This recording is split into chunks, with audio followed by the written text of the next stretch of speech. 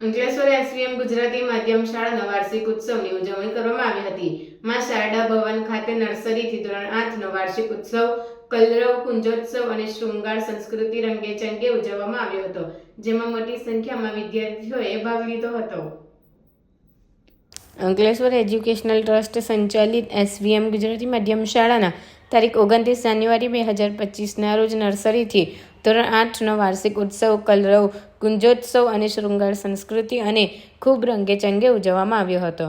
કલરવ કુંજોત્સવ કાર્યક્રમ અંતર્ગત મુખ્ય મહેમાન પદે પાલિકાના ચીફ ઓફિસર કેશવલાલ કોલડિયા તેમજ અતિથિ વિશેષ તરીકે ભરૂચ શિક્ષણાધિકારી દેવ્યેશભાઈ પરમાર ઉપસ્થિત રહ્યા હતા.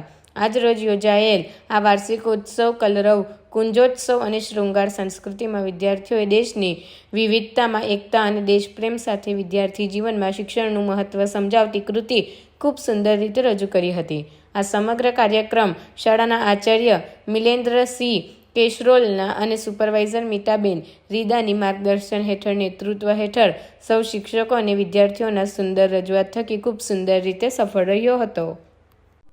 આજરોજ સ્વામી વિવેકાનંદ ગુજરાતી માધ્યમ સ્કૂલ પ્રાથમિક વિભાગનો વાર્ષિક ઉત્સવ કાર્યક્રમ મા શારદાદેવી ભવન જીનવાલા કેમ્પસમાં રાખવામાં આવ્યો છે.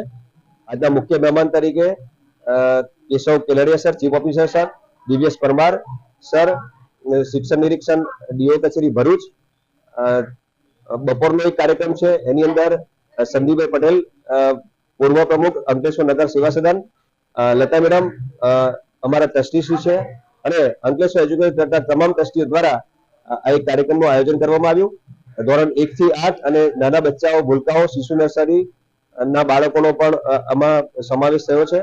આજના આ કાર્યક્રમનો હેતુ એ છે કે વિદ્યાર્થીઓ શૈક્ષણિક કાર્યક્રમની સાથે સાથે સહ-અભ્યાસ પ્રવૃત્તિ પણ કરે અને સર્વાંગી વિકાસ થાય એવો એક શુભ હેતુસર આજે આ કાર્યક્રમનો નિર્માણ કરવામાં આવ્યું છે.